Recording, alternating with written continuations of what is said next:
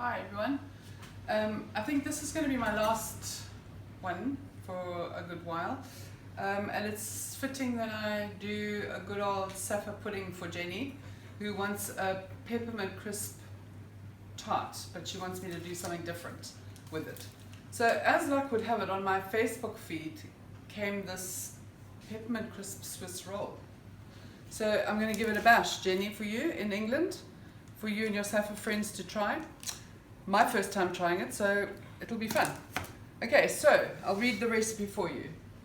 We've got 4 jumbo eggs, which we're going to separate.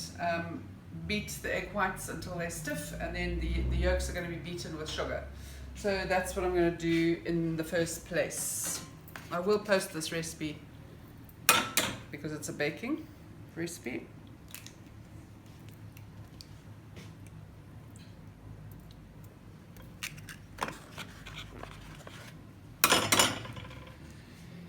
So everyone's getting back to their lives now, so we'll take a breather and see how it goes.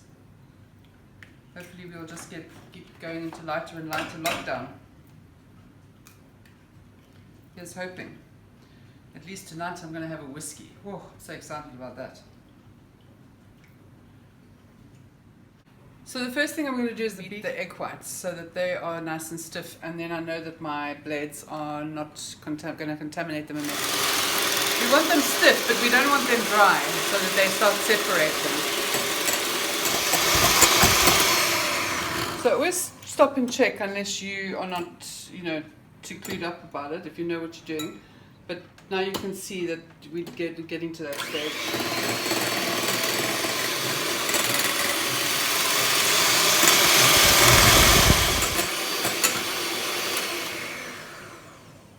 Okay, so this is stiff peak. If I do it any more than that, it's just going to separate and you get that horrible mixture separating. Okay, so that's fine. Now I don't have to wash my beaters because it doesn't matter about the yolks. Look at these beautiful free-range jumbo yolks with 180 grams of caster sugar.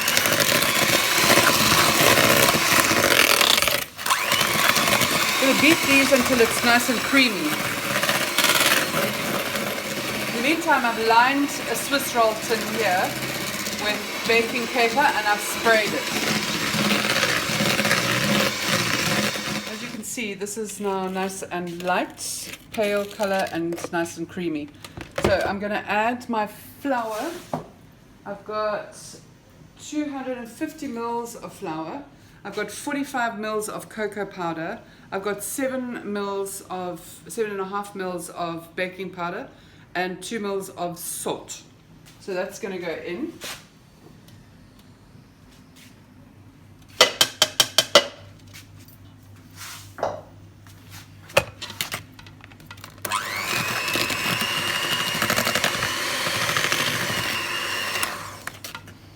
Give this a bit of a mix.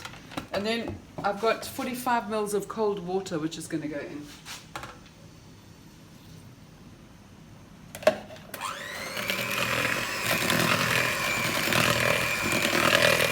And into this we're going to fold the egg whites. So I'm just going to give this a little bit of a... See, it's quite thick, this.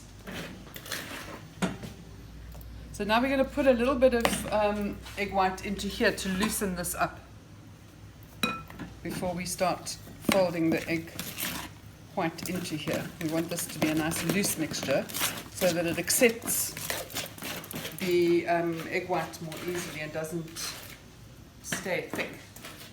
You're making it like a mousse now. Okay, let's get all of this in.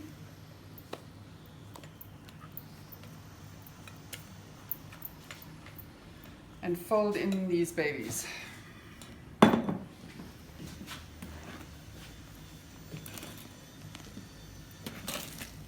It's always better to use a metal spoon for this.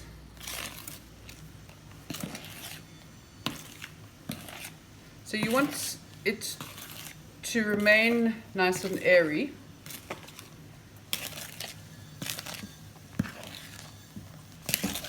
is the whole point of doing this.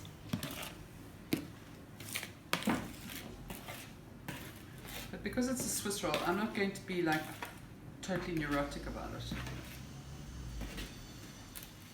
Okay, so this is in. Now I'm going to pour it onto my Swiss roll tin.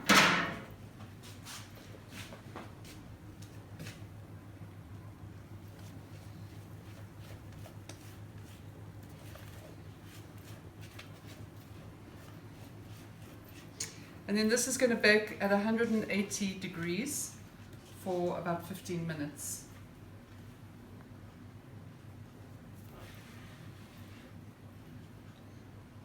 And now we're going to just even it out. Persevere with this. Okay, so we want it as flat and as even as possible so that it rises evenly, because you're going to roll this up. Okay. So do you remember these condensed milk tins? They always used to be 397 grams. Well, guess what? Again, they are crooking us. So it's gone to 360 grams, but the price has gone up. So they're very clever at reducing the sizes, and we think we're getting the same thing. So the recipe calls for the normal 397 grams. Well, it's now 360 grams. So we're going to beat this to make it nice and smooth. This is the caramel treat.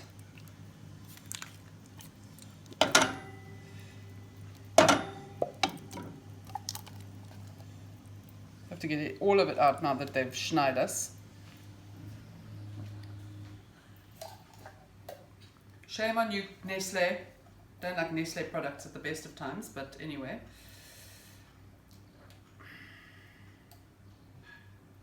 Forcing us to buy water and charging for free stuff and, you know, all that jazz. And this Peppermint crisp is also Nestle, just my luck. Right. You've got a 250 mils of cream, and I'm not worrying about the residual treat in the cream because it's just going to be blended together anyway. So I'm going to beat this until it's quite stiff but not butter.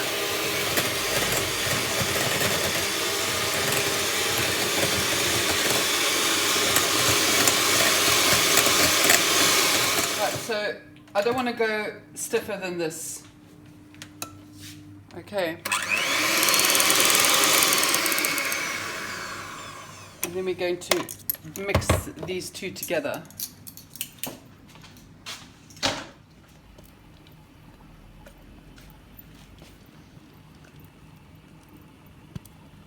So this we're going to use to fill the Swiss roll once it is completely cold.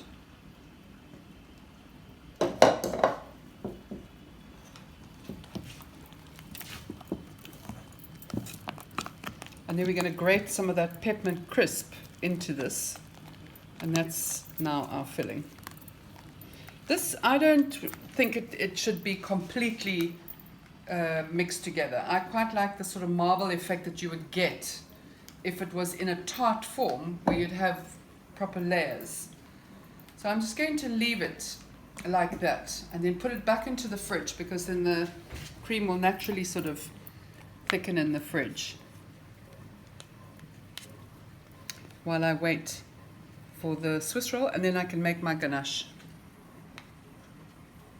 So I'm going to make the ganache. I'm doing 125 mils of cream. I'm doing some lovely dark chocolate, 100 grams.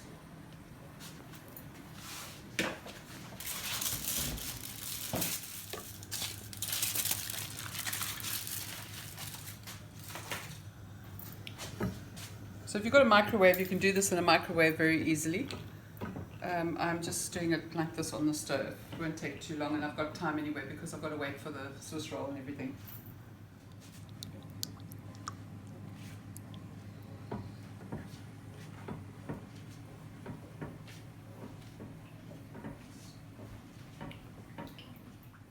Let's take out the Swiss roll.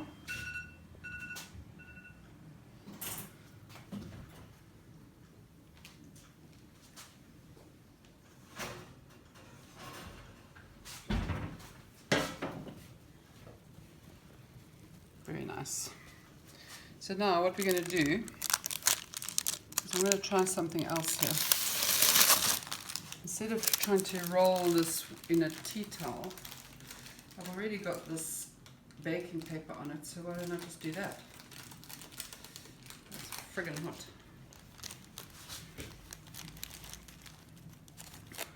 You need to roll it up while it's still hot. It is very hot. So that when it's cool, you have already forged that path for it, so it won't crack. So here we, enough.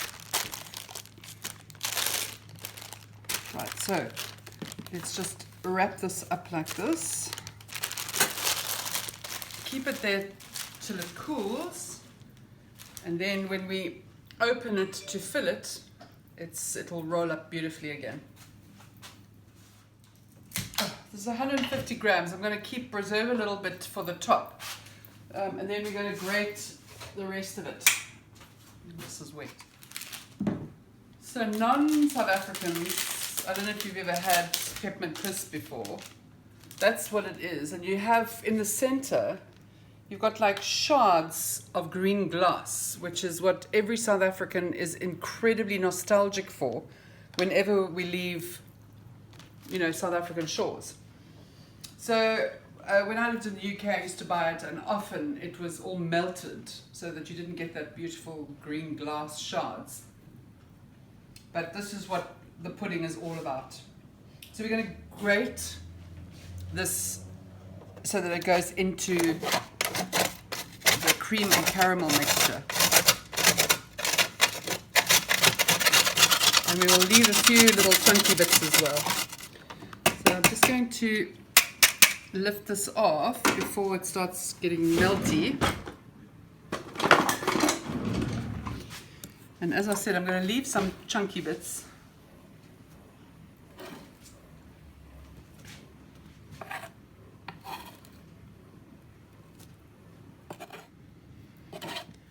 This is a very rich, sweet dessert, as you can see, so a little goes a long way.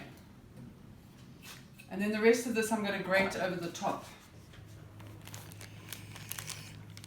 And just remove this.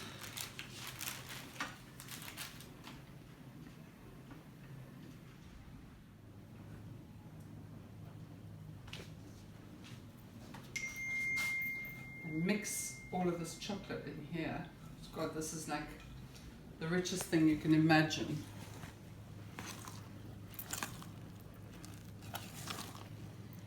Jenny, I hope you enjoy this.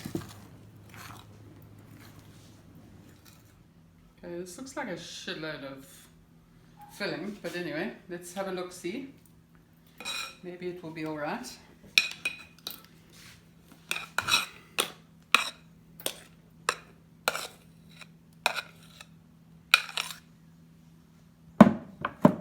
Because as you roll it, it's going to force most of it out anyway.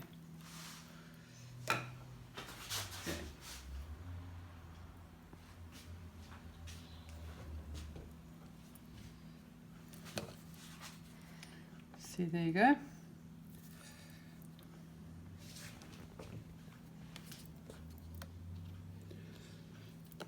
So I would halve this actually. It's crazy amount spilling out everywhere. And then keep, keep it for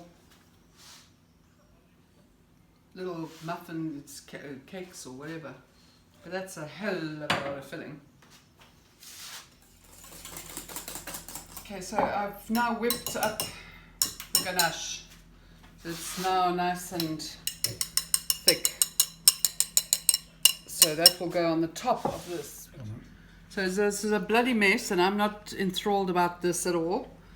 But I couldn't have whipped the cream anymore because it would have been butter, and we don't get that nice thick cream that you get in the UK. So this is what it'll have to be, and maybe with the ganache I can stop this cake hemorrhaging. Otherwise, maybe put this in the so that it's almost frozen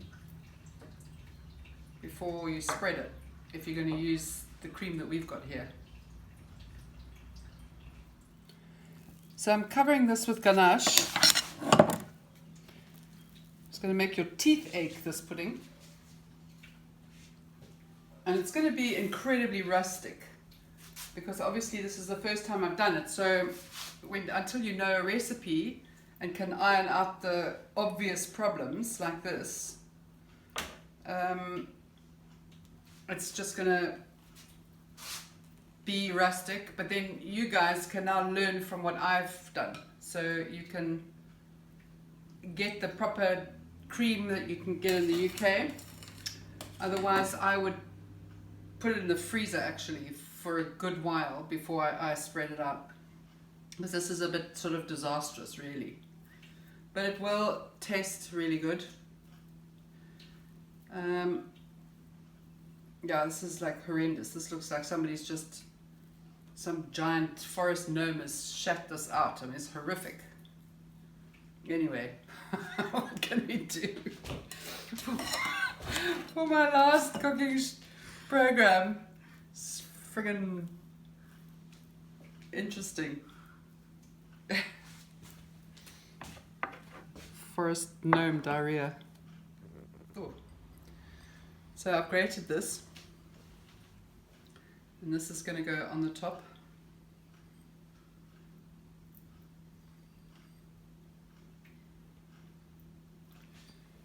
And if I was serving this at home for guests, for example, I would slide this whole suppurating mess onto a plate, and I would probably make this like a forest thing where this green stuff as a forest floor or something, to try and make this look a little bit more inviting. But I'm going to now slap this into the freezer actually, to see if I can't, because this would actually be quite a nice cake if it was frozen. You would be able to eat this frozen. So there we go, that's what we're going to do. We're going to chuck it in the freezer and then have a look at it when it's a little bit more inviting. I want to see if I can block the flow with this ganache. That's blocked it a little bit. This is a most interesting Swiss roll. This is like a driftwood log. There we go, driftwood log. And I can see all the experienced bakers are going to be like itching to sort this out.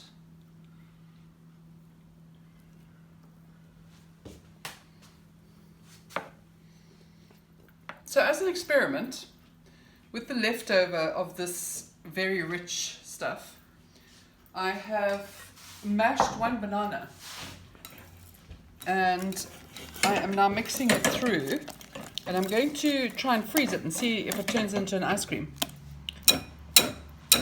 So that'll be quite an interesting experiment, because I'm not going to make another cake and use this filling. And it is shed loads, so let's try this and see what happens. We're going to have a South African peppermint crisp Swiss roll with banoffee ice cream. Essentially, that's what it is. It's banoffee ice cream. So let's go put this in the freezer.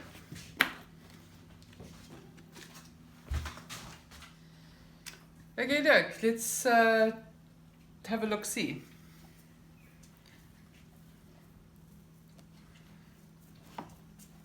The end bit we might have to discard, in the manner of speaking, if you wanted to serve this, you know, make it look really nice. I mean, that's fine. It's still oozing, and it is a bitch to cut, but I have to cut sort of thick slices. I'll cut some for the neighbours and make them thicker and see how they come out, but that looks alright.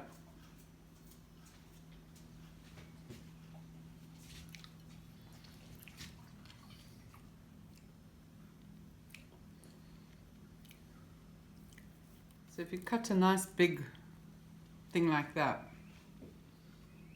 then it sort of stays together better. Oh well. Taste it and see what it's like, and try the banoffee ice cream, see if that works out well. And have fun with the last raging success, as you can see. We might catch up at a later stage. Bye.